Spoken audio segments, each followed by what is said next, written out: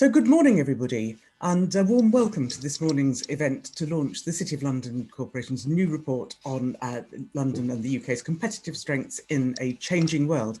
I'm Catherine McGuinness, the City of London's Policy Chair, and I'm delighted to be joined by a really excellent panel of speakers chaired by Brooke Masters, who you will all know from the Financial Times. Thank you to them for taking part in today's discussion, and I look forward to hearing their thoughts on what the future holds for London and the UK's competitiveness.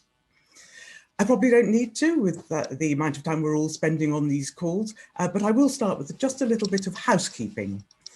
Please be aware that this morning's event is being recorded and will be shared on our digital platforms in the coming days. Please post any questions that you have in the Q&A box at the bottom of your screen, and we'll try to take some of them later on in the session. And if you have any technical issues, please post your query in the chat box and the technical team will try to assist you. And we encourage you to share your thoughts on social media using the hashtag competitivenessuk. And finally, after this session, you will all receive a link to the report, and we're aiming to wrap up at around 9:30. And before I hand over to colleagues to tell you about the report's findings, I just want to say a few words on the strength of London's global competitive offer and why this report is so important. We're obviously living through a time of unprecedented change. And the changes that we see, accelerated by COVID, have impacted on all aspects of our lives and how we communicate, how we work, how we learn, to how we do business. And we've all had to adapt. And for cities around the world, we have seen both challenges, but also opportunities.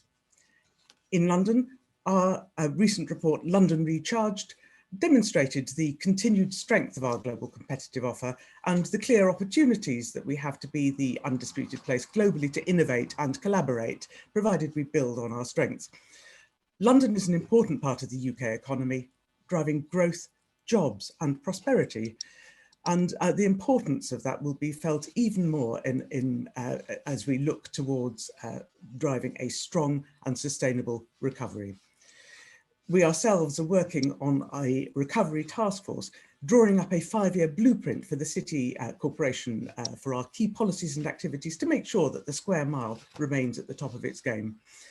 And we know that the coming months are going to be difficult for businesses and households, but that now is the moment to look into the future as well as grappling with the present, to set out a bold vision for how we can make the most of the opportunities and how we can use our strengths to adapt to the challenges that we face and indeed remain a world-leading financial centre.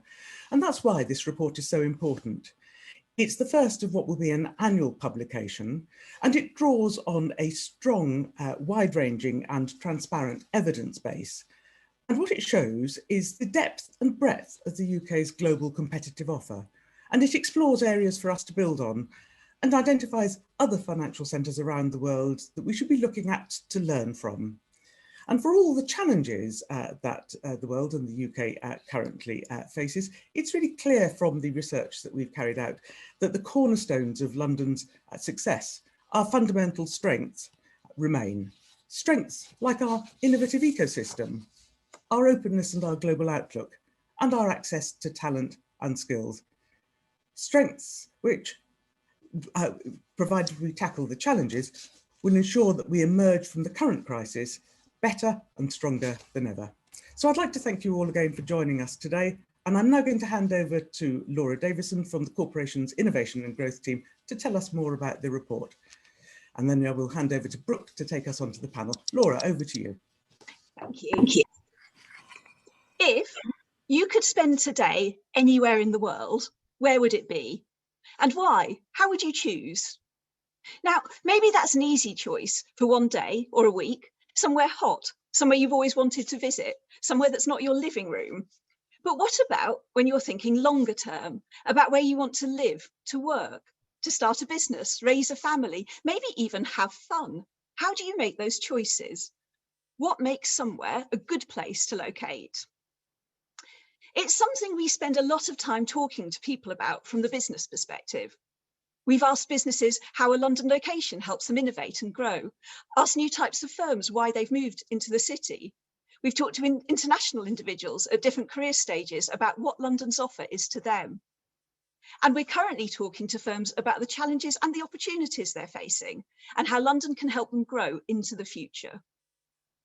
And of course, we do this the other way round in our international engagement, talking to businesses about why they should set up in the UK, investors why they should invest here, people why they should come and live and work here.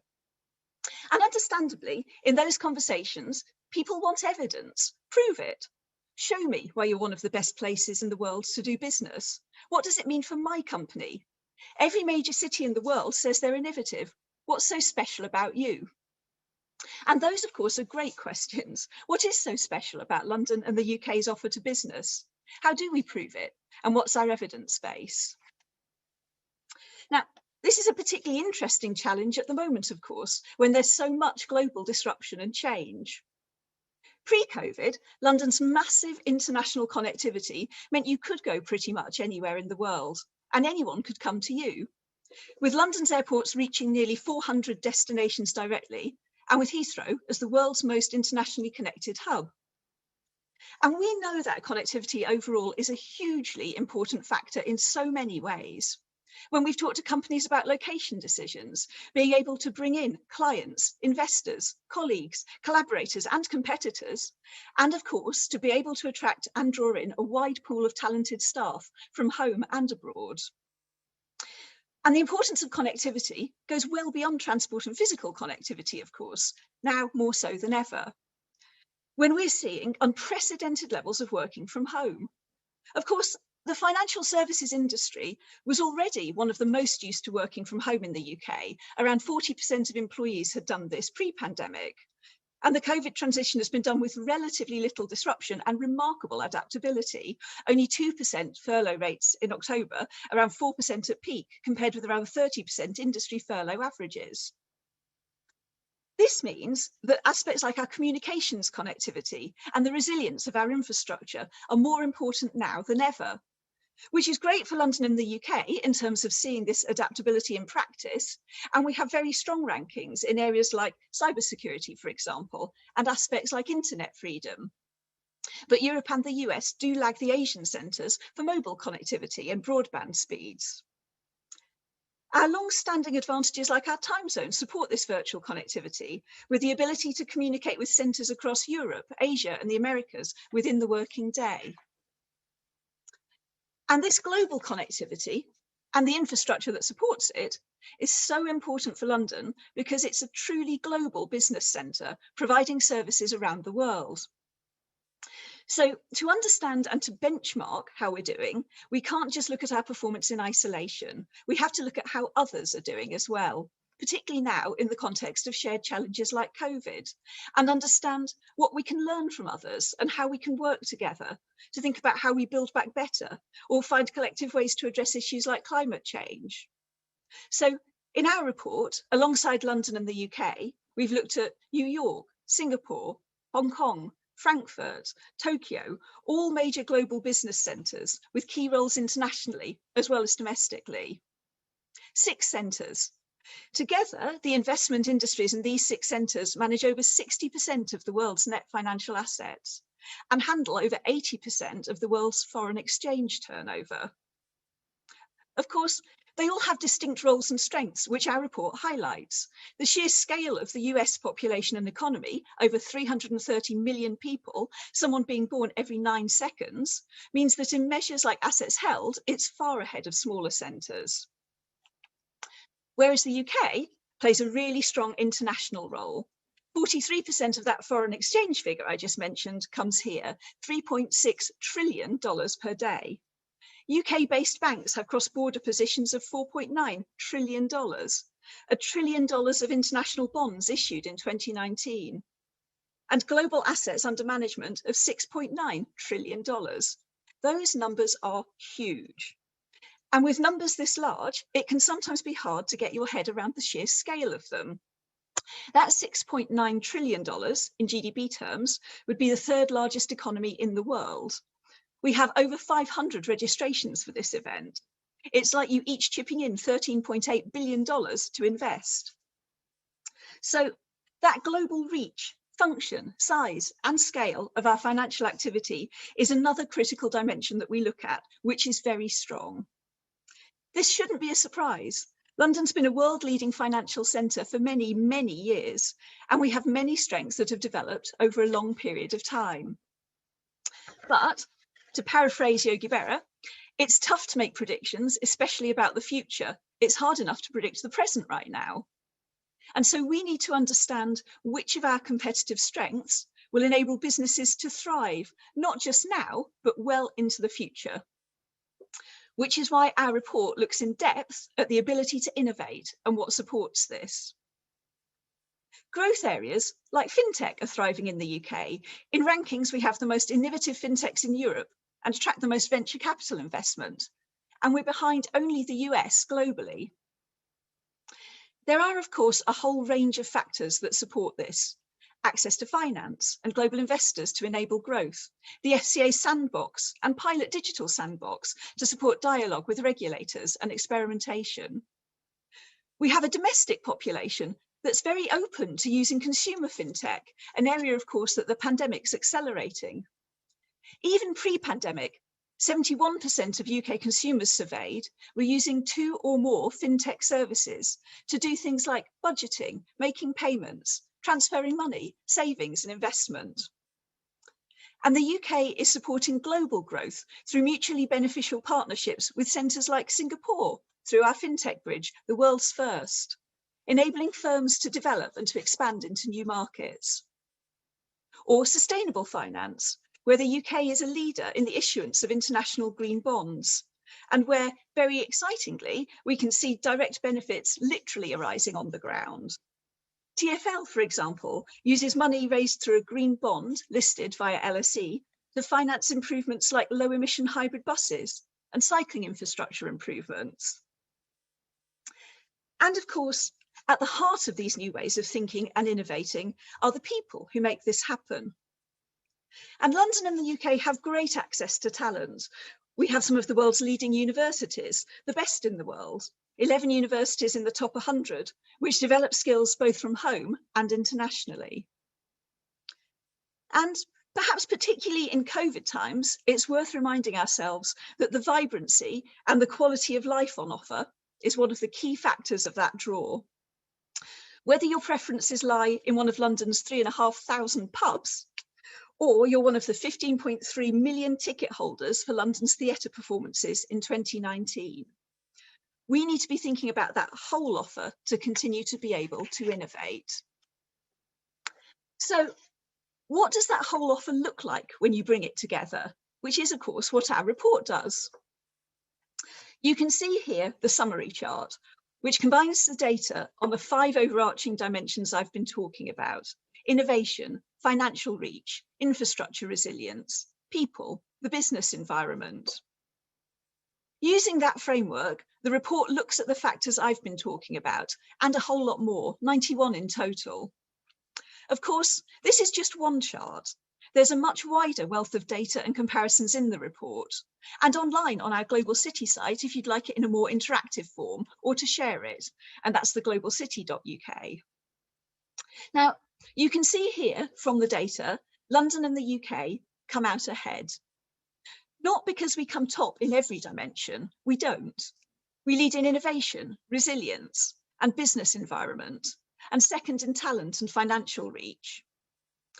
But what this also really reinforces, and you can see here, is the breadth of offer that's critical, having that global connectivity, resilience, talent, access to capital, and ability to innovate, all in one place. Our report gives the evidence base to make those choices, where to do business, where to locate, and a compelling case for London and the UK. To go back to my original question, wherever you spend today, we hope this gives you and others some very good reasons to be here tomorrow and well into the future. Thank you.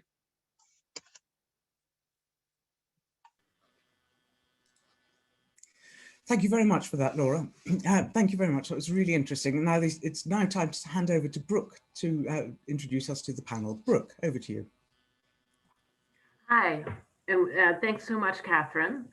What really interesting report, and The focus, I think, for those of you who are familiar with other rankings, the focus of this particular report of looking at the real key centers and what really matters to people abroad will really help everyone.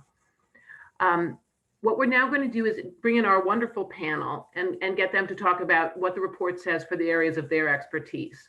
We're going to start with Miles, who is from the City UK, and he's going to give us the UK-wide financial services industry's perspective on the ongoing strengths of the UK. Miles, over to you.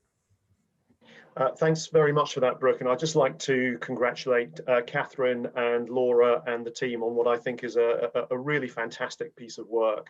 And something that I'm sure will be enormously helpful to industry, to regulators, to government ministers and officials as we think about the future direction of the industry in the UK in the years ahead. I mean, from the point of City UK, we represent, we're the private sector organisation representing the UK-based financial and related professional services industry. And this is a massive national strategic asset. And I think particularly as we look post-Brexit, as we look at the way that the global economy is developing and the challenges that are coming, it is worth reminding ourselves about how important this industry is to the UK. It is 2.3 million jobs. 2/3 of those are outside the M25. We're the most successful financial and professional services exporter in the world by some distance. 45% of the UK's exports are services, and that is the highest proportion in the G7, and financial services and professional services are a fundamental part of that. And one of the things I really welcomed in the comments that Laura made, and I'm sure Henry will talk about this in a bit more detail shortly, is the nature of London as part of a hub within the UK. It is a absolutely critical core to what we do in our industry. But if you just look at the other major cities in the UK, 50% of the exports, as well as 2/3 of the jobs, come from outside London in our industry. And you've got areas of expertise in asset management in places like Edinburgh. You've got Birmingham and Manchester emerging as fintech centres, Cardiff, Belfast, etc.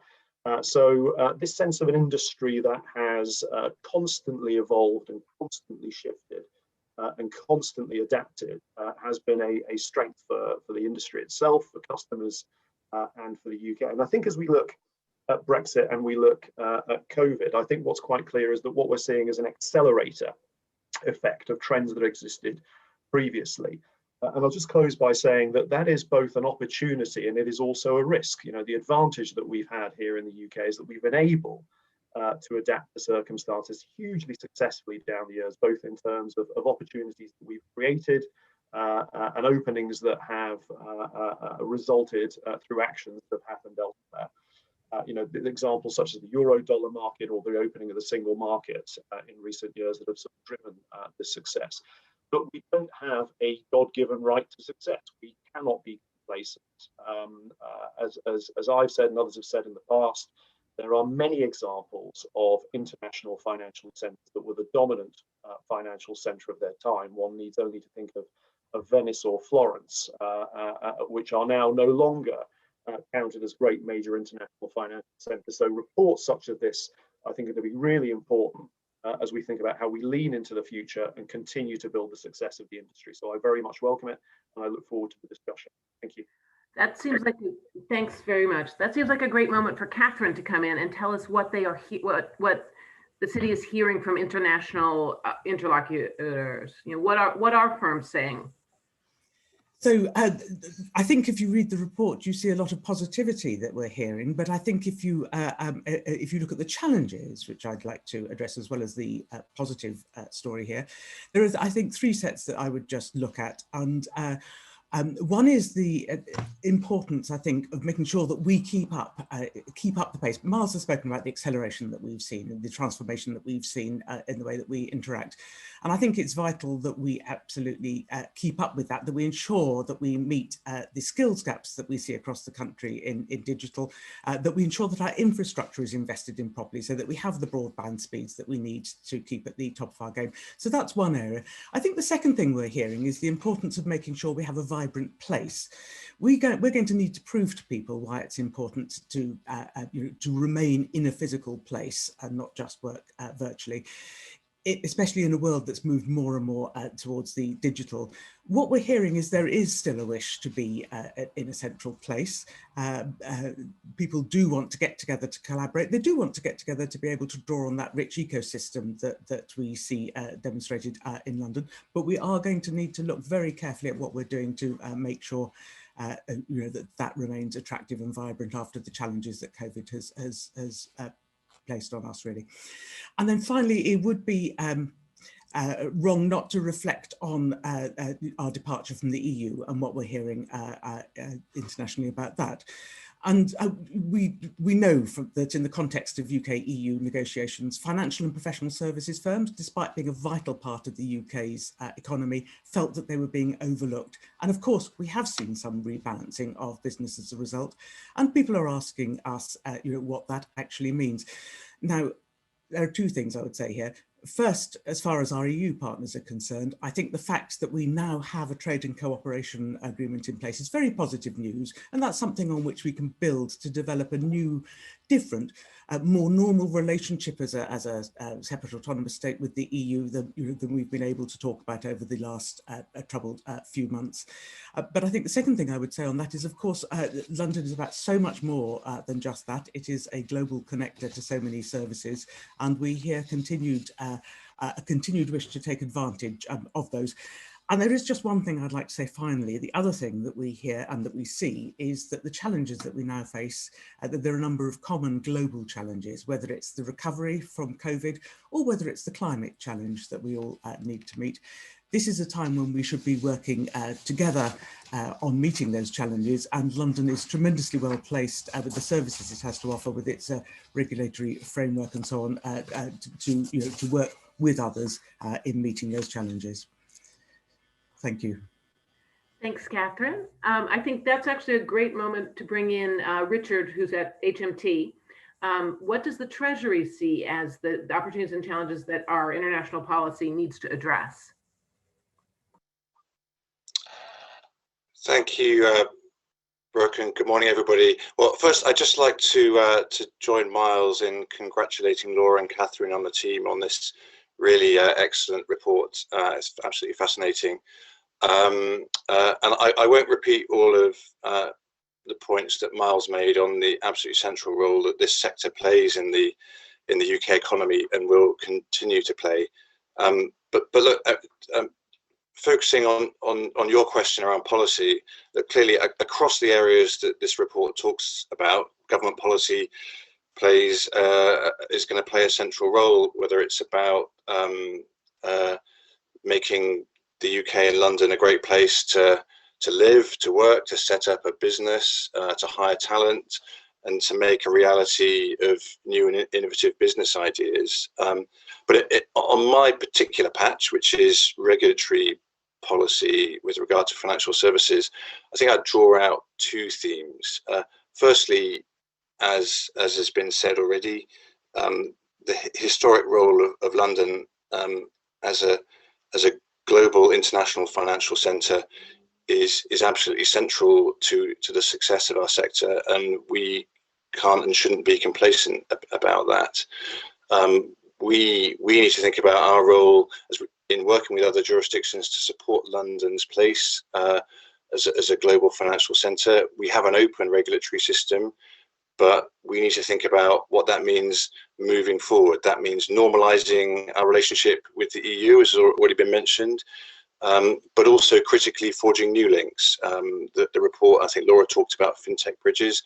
There's lots of things we're doing, lots of things I could talk about, whether it's within our neighbourhood, looking to forge an unprecedentedly deep mutual recognition agreement with Switzerland, or deepening our relationship with the rest of the world, for example, building on what we've agreed with Japan recently as part of our FTA. So that's one set of issues. The other thing I would draw out is on broader regulatory policy, and this is a highly dynamic sector, and the UK needs to be ahead of the curve in terms of robust and enabling legislation to safely foster innovation. We talk about sandboxes, that's mentioned in the report, but finance is going to play a central role in climate policy, and the UK needs to be at the heart of sustainable finance, but also at the heart of driving technological change. And we have various work that the Chancellor announced in November. So we're doing a range of things here. I suppose the final thing I'd alight on as an example is we'll be able to tick another box hopefully this year in your report, Laura, by issuing the first green gilt in the UK, which will be exciting. Thanks so much, Richard.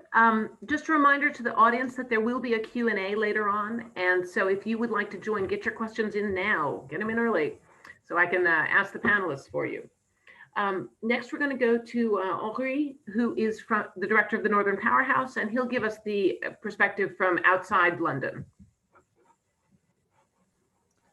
Thank you so much, Brooke. And I think the starter for 10 for me is where Miles left off, really, which is around the point about London's role in driving financial and professional services across the UK. And I think there is a misunderstanding, I think, by some people around the levelling up debates that somehow British economic growth is a zero-sum game, that what's bad for London is good for the North or the Midlands and vice versa. And that's a very reductive and idiotic view of how economics actually works. So the principle actually is that the North, and particularly plans to grow the North's economy transformationally, rely on a successful London, and in particular the success of financial professional services. And I think, as Miles was also suggesting, there is an economic tie, right? So this is a point that in the UK single market we don't talk enough about, which is the importance of being able to move economic activity around the UK and to be able to then compete globally on the back of those shared strengths. And so the success of London attracting major international investors to the UK in financial professional services has created employment outside of the capital and economic benefits. And so beyond just the tax base that is generated for the Treasury from the industry, which I think is talked about and understood very widely in the wider public discourse, we don't talk enough about the competitiveness benefits to the wider UK economy. And so service employment, specifically where it is high value, does have value for other sectors. And our Northern Powerhouse Independent Document Review, which was published a few years ago now, made very clear about the role of financial and professional services as an enabler to other key sectors, in our case, things like energy and manufacturing, which don't occur within Greater London in any particular preeminence. And so I think the nature of a more successful and more productive UK economy is it cannot happen unless you maintain our position globally in financial services, and that will only happen if the city thrives. But there is also a particular opportunity around how financial and professional services plays its role in wider economic development in the UK. And that's as much about the commercial opportunity for the city to maximise its impact and its ability to deliver more, both for its own balance sheets in terms of investable propositions, but also in terms of enabling that greater distribution of tax base. Because I think what we would say from the North of England's perspective, if you think about this in a long-term way, is we don't think it's very healthy for the UK economy, in particular for public services, to be so dependent only on income that comes from financial and professional services, because that isn't healthy for the industry to be such a significant part of the tax base alone. And so it's not that FPS should be contributing less, it's that other parts of the UK economy need to contribute more, and a more productive North of England in particular would help to deal with that fiscal transfer issue. So Greater London and the South East obviously rely on talent from across the UK, but they also do pay in a lot more in regional terms to the Exchequer at a collective level, particularly if you look at the business taxation rather than personal or property tax.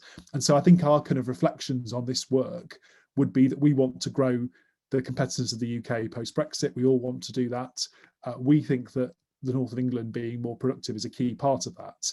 And we need London to continue to attract international businesses to the UK, because very many of them, once they're here, look to diversify and strengthen their presence, which does include sites outside of the square mile itself. And those may be in other parts of London, but they may also very likely be in other cities. And so kind of picking up where Miles was around disruption, there are particular segments, like around payments, for instance, where those are not really in the capital at all. And much of retail banking is also not in the capital. So there is already a significant distribution of activity which doesn't require being in the city and for FPS outside of London. And I think that diversification, where London can continue to attract things that can only be in global centres, but the rest of the UK improves its attractiveness for activity which could in theory be anywhere actually, but is actually more likely to stay in the UK because of the success of the city as a brand, but also as part of the institutional framework that makes having an FPS presence in the UK a more attractive proposition. Thanks, Laurie. One of the things that the report highlights is just how important London and the UK's innovative ecostructure is, the ecosystem. And Natalie Cini who's from Innovate Finance, which represents the fintechs mostly, is the person I think we should turn to ask, just how do we keep that going? And how do we make sure London and the UK are all attractive from an innovation point of view? You're absolutely right. I mean, talent and innovation are absolutely core to Britain's success so far, which is what this report highlights. And of course, talent and innovation go hand in hand because it's people who develop ideas and make them happen. And actually, as a sector, we've been incredibly successful so far in attracting the best people to come and innovate in the UK. 42% currently of all employees in fintech were born outside the UK, and they come because we've got a regulatory framework which sees competition as an objective, and because the UK represents a melting pot, bringing together culture and creativity with world-leading financial services know-how.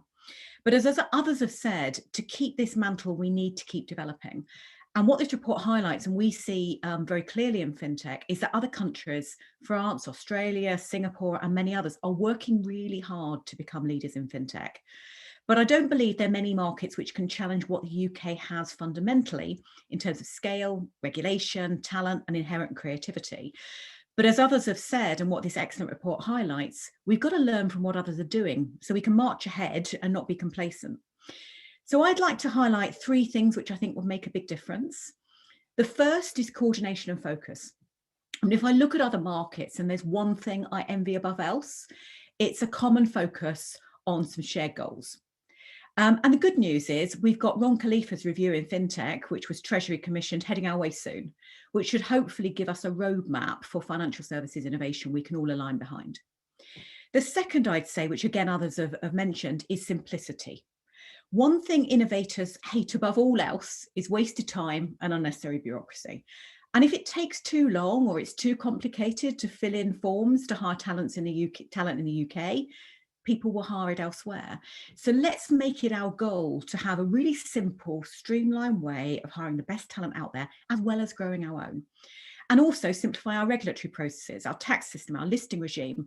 And that's not about lowering standards, it's about reducing bureaucracy.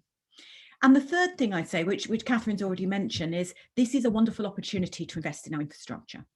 COVID has highlighted clearly that not everyone can yet participate in our digital economy.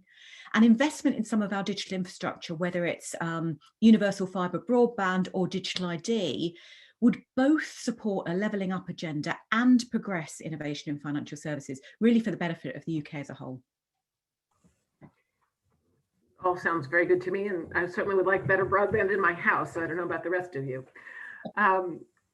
This, I think, is the moment perhaps to get a bit more perspective from abroad. Laura Citron is CEO of London and Partners, which promotes London to the world. And I'd be interested in hearing about how do we continue to make the UK's offer competitive with all those other centres that are trying so hard. Laura, you want to come in? Thanks so much, Brooke. And I'd echo the other panelists in really congratulating the City of London team on a fantastic report. As you say, Brooke, our role is to focus on inward investment for London, and we particularly work with fintech, startups, scale-ups, challengers, the innovative parts of this industry that Natalie's been talking about. And I think there are two things that we see as really important for our continued success. The first is about getting them early, and the second is about values and purpose. So getting them early, these businesses grow very, very fast. So we have to know them before they become huge. So we have teams that are in the fintech centres around the world, really embedded in those ecosystems, and they are essentially our talent spotters for London. Who do we think is going to be the next big thing? And we'll often know a business for several years before we bring them into London. And then how early can we get them to come in? Because what we want to do is to capture that growth. So we need to bring them in early so that those that are going to really fly and be our future unicorns come in at as early a stage as possible. So that's the first thing. We need to get them early. The second thing is around our values and purpose. These businesses are typically owned and led by their founders with VC backing. So the choices that they make about location are really personal.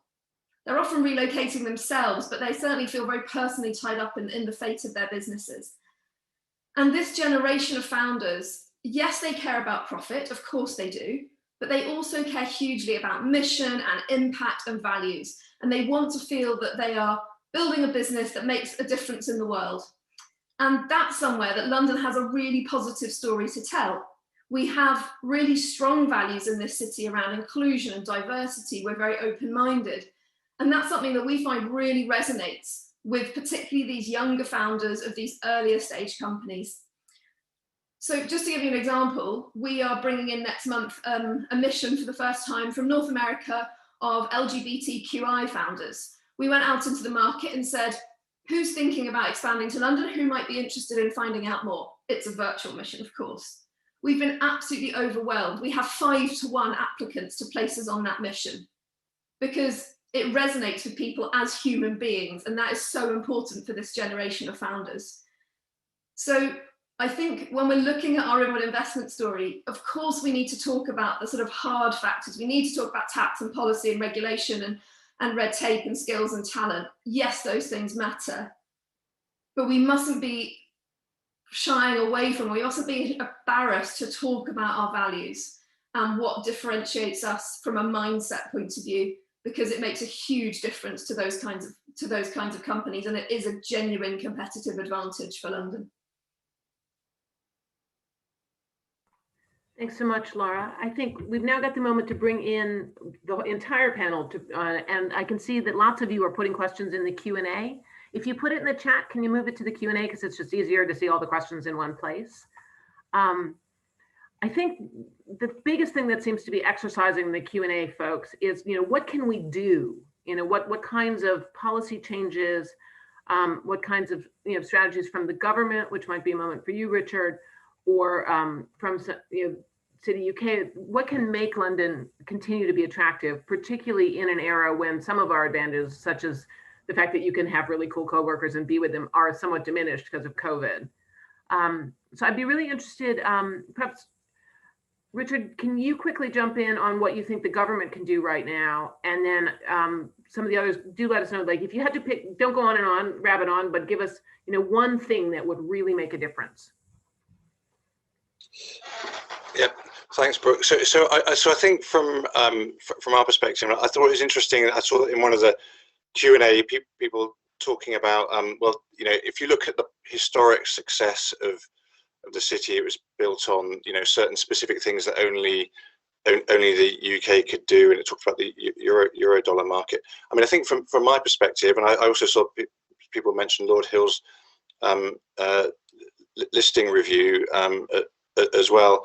I think what we can do, and I really like what people were talking about here about the simplicity of regulation, is to make what the regulatory structure and framework easy to build on a set of existing strengths, and that's exactly what the listing review is about. I don't know what Lord Hill's going to recommend, but I think we're certainly excited about what he's going to say to us. And as I was saying, I think yes, a bunch of jurisdictions, and I'm sure all the competitor jurisdictions in this report are trying to jump on the train of sustainable finance fintech, but there's a reason for that, that those are going to be a critical determinant of future success. So I think, as I said in my initial remarks, what we need to do is make sure that we have some of the best regulators and expertise in the world, and we need to make sure that we're ahead of the curve in making sure we have a regulatory structure that supports innovation in the UK. Who else would like to jump in? Maybe wow, everybody. Natalie, why don't you go? Can I raise two? One is around uniting around some common goals. We haven't got unlimited bandwidth. People are very busy and the system looks very fragmented at the moment. A lot of people are focusing on lots of different things. If we can unite behind some really common strategies, and in fintech, I think the Khalifa review should be one of them. I think putting all our energy behind a few things will make a phenomenal difference. And the second I'd say, and it's come up a couple of times here, is infrastructure. The fact that we are only mid-tier in the world on broadband, we don't have digital ID, they're going to be drags on our progress. If we can sort those, and this feels like a good moment, we will help levelling up, we will help bring the whole of the UK with us, and we'll also enable innovation to progress far more quickly. I mean, I don't know what the NPV is on those sort of investments, but I can imagine for Britain's economy in the long term, it will be a very high return. That's good. I think Miles. Thanks. Just three things very quickly for me on this answer, and Natalie's very much touched on this sense of shared goals. I think partnership, there has to be partnership between industry, government and regulators. And this is something I think we've all been calling for in one form or other for ages. There's some sort of body or shared view, and actually it's something that we hear from countries outside the UK, countries that want to trade with us and deepen their relationship. It's what is your vision for financial and professional services? Because once they have a sense of that, there's a sense of which those can mesh together, can integrate, can work together. Secondly, high standards. And I think most of the panelists, all the panelists have already touched on this.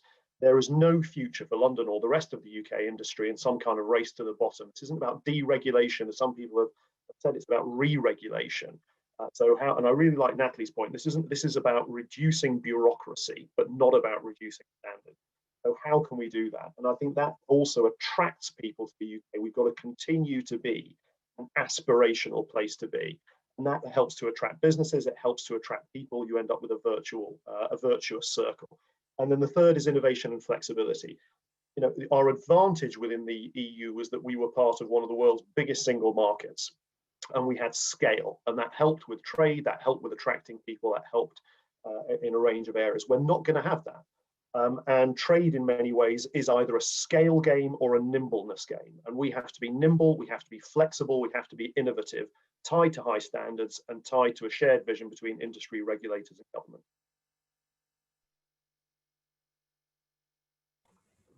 Anyone else want to jump in? Otherwise, there are a boodle of questions. I think, well, one of the ones I thought was very useful is, what can we learn from the competitor jurisdictions? You know, if you look at Singapore's sandboxes or what China's allowing in fintech, although now they seem to be cracking down, you know, if could we try, who would like to come in on that? Maybe Natalie, but let's make sure others get a chance to talk too. You know, if you had, again, you know, what one lesson would you take home? What's really impressive, Singapore is a very good example, and it builds on what Miles has just said. I mean, it's a very small jurisdiction, but what it's done is joined up the regulatory approach, the government approach, the industry approach. So they are working together, and all the effort is going towards making Singapore a brilliant place to do fintech. They've also invested in infrastructure so that essentially what they can do has low friction. For me, that's one of the biggest lessons actually when I look globally, and things I admire and things I would love us to do more of. Who else would like to give us some international perspective? Anybody? No? Okay. In terms of other things that seem to be exercising people, the Biden administration and the EU seem to be making life possibly making life more difficult for UK firms trying to go outbound. What should we do? I know Miles just said we shouldn't race to the bottom, but do others have a view on what's the best response?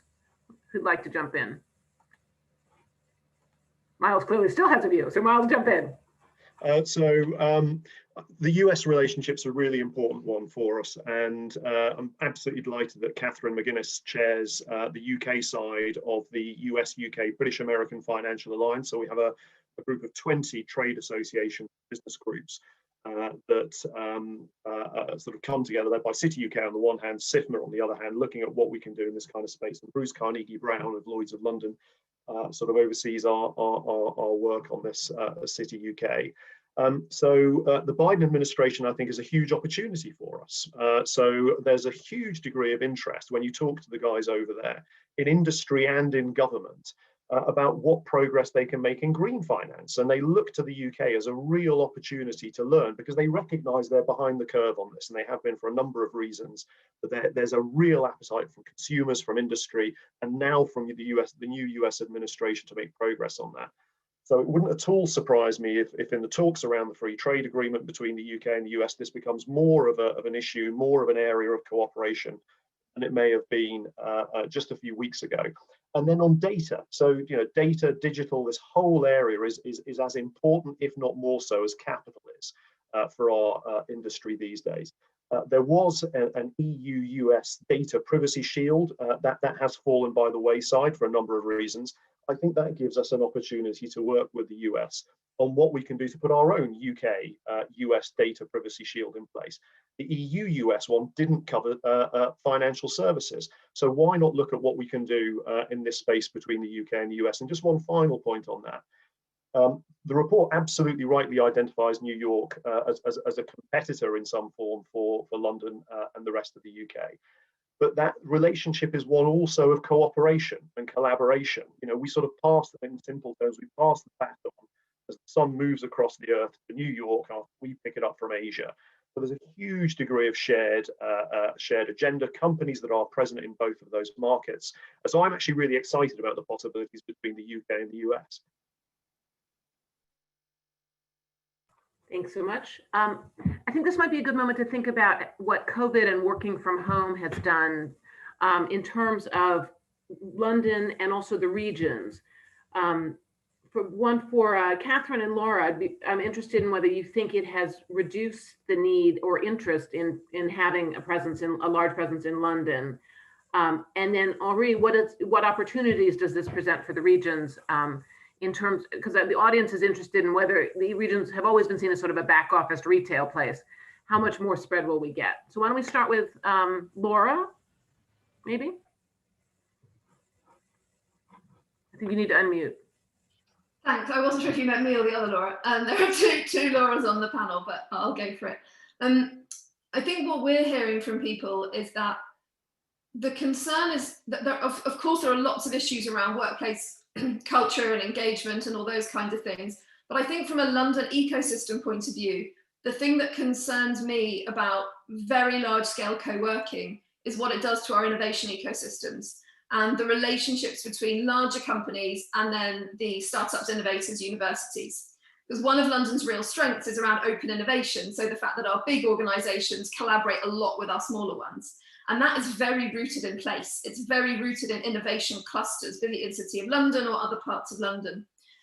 The question that we have to ask ourselves is how do we replicate that, or how do we invest much more proactively in open innovation to make sure that that's still happening? Those meetings in coffee shops bumping into each other, the meetups. If we don't have that, what do we do instead?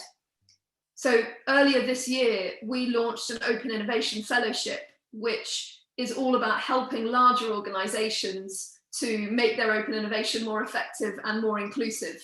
So we take senior innovation leaders from big businesses in London and really help them to understand the structure of the innovation ecosystems in London, how they can best tap in to the startups and scale-ups and universities and researchers that are the most relevant for them. And I think that kind of work, being very proactive and quite interventionist about innovation, will really matter in a world with a lot more virtual working. To break it up, I want to hear Catherine's perspective, but why don't we let Henri do the regions and then we'll go back to London. So Henri, can you tell us what you think? I alluded to kind of the lack of zero-sum games earlier, and I think this is the same issue, right? So people have always lived and wanted to live in different places, right, to necessarily where they work. That's always been very difficult for people. I think it's probably easier now to make locational decisions around the UK less arbitrarily, if that makes sense, because habitual commuting patterns will probably be less dominant as a cause for people to relocate. I think, though, people are still going to want to go to London the same way people still want to go in cities like Manchester and Leeds. So it's not like cities are dying. I mean, anyone who thinks that people are just going to be sitting in their gym jams forever is, I think, living in cloud cuckoo land. I think it, however, does lead to a more collaborative approach, right? So many more businesses will be able to have a presence in different cities around the UK, potentially quite small ones in places they currently aren't in, to enable their colleagues to come in together and collaborate where it makes sense, rather than particularly drag people to London for meetings, for instance. I think that culturally is going to go away. Does that make sense? Now, I don't think that really is I don't think that's disadvantageous, because actually, I think there's lots of economic activity that happens in the capital that benefits the rest of the UK, that actually displaces internationally more interesting activity. Does that make sense? So by if you allocate all of your resources to be a kind of a collaboration space that doesn't necessarily need to be the only one, that does crowd out other activity where you could globally do that. And I think that there is a kind of an opportunity, I would argue, from London's perspective, to better orientate itself to the higher value activities that are genuinely global in nature, because I think that is its strength, and I think that's also where its cost base stands up the best. And so we're made up of lots of businesses, right, that have presences and operations in London and outside the north of England as well. I mean, do both, and I don't think that is going to change. I think there are lots of organisations that genuinely have a national footprint, have a national business model. They'll make this work for themselves. That makes sense. But anyone who thinks, I mean, the numbers yesterday around occupations in the city, some of the initial signs that I think were in the standard are very good. I think that demonstrates that a more sensible approach to allocating office space based on where people want to work isn't going to be the death of organisations being based in London. And anyone thinks that's having a touch point, whether it be in the Thames Valley or in Leeds, is going to damage businesses, is wrong. And there are already lots of global firms that have significant, not just back office functions outside of London.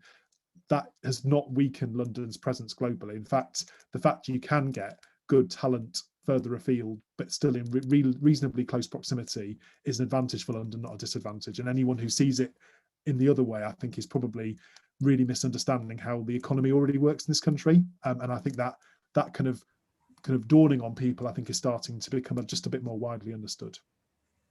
This might be a good moment to bring in Catherine, speaking for the city. While you're answering, there's a question from the audience as well about the role of professional services, because that's the other big presence in London, perhaps a little bit less than some other parts of the UK. So if you want to bring in that would be helpful. Sure. And first of all, I agree with everything Henri has just said. And I think we'll certainly see change in the way that people are using their offices. And I think we need to go with that. We need to build on the advances and different ways of working that we've seen. But as I said before, we're still hearing great wish to have these central collaborative places. And I think, in fact, from London's perspective, this gives us a great opportunity to widen the talent pool available to us by drawing on these skills from across the UK, people who can work remotely or want to come in for just a few days. And I think it will make it easier, if we build on some of the lessons we've learned, to work in greater partnership. So I think there are really great opportunities here, but we need to invest. We need to invest in the skills, as I've mentioned before. We need to invest in the infrastructure, and we need to learn how to maximize, how to build on all that. Now, I'm glad somebody has brought up the professional services firms. They're actually not just a London strength. There are huge centres elsewhere, Birmingham, Leeds, Manchester. I mean, I could name all the big, many of the big centres. They, like the financial services sector, they haven't had enough focus, I would say, over the last couple of years. And we need to see our government recognising the strengths that we've got in that sector. But for the firms themselves, I think there's a huge onus to keep innovating. We've seen some fantastic things happening with law tech over the past year, which I think has really moved that on, how firms and how the legal sector uses tech. It's really accelerated that. I think there is an onus on all of us to be more inclusive as we draw on talent, not only inclusive on where we draw the talent from geographically, but on drawing on all the skills that we have. And I think we all know that there are still great gaps in our employment practices where people are not progressing as they ought to. And then I think when it comes to what the firms can do, which I've seen in one of the questions, what the firms themselves can do besides innovating and being inclusive, I think identifying the challenges that we're facing and really shouting out for them and what the solutions might be. And again, I could be very boring and talk about the legal sector, which is my sector by background, but we know that there are some issues that need resolving, some issues left over from our departure from the EU, for instance. So letting us know what the solutions are and helping collectively to advocate for them, I think, is something I'd ask them to do. We're coming to the end of the panel, but it seems to me that does seem like a good moment to bring in Richard again, who it's the government, I think, that what people would want more clarity from and in international negotiations for not just professional services, but other post-Brexit things. Richard, can you give us a bit of sense of what happens next and what is realistic to expect? Yeah, well, look, my time and the time of my team in the Treasury is going to be pretty busy in the next few months and years, because look, there's a whole broad range of things we're doing, as I was saying earlier, to foster new relationships across the globe. We have our free trade agreements, which obviously within the structure of a WTO agreement, services doesn't tend to be huge, but what we're doing is using the structure of free trade agreement to build regulatory cooperation, whether that's going to be with the US or Australia. We've just done it with Japan.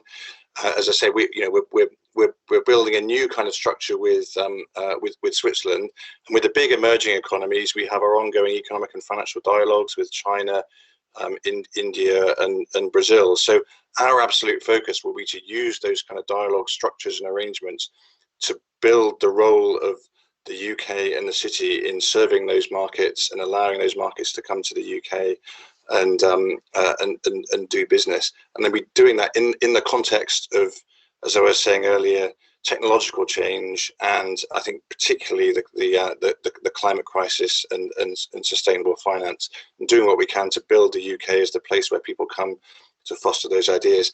And the final point I would make is part of those conversations, and people were talking, I think, about where's the Biden administration going to go and where's the EU going to go on regulation.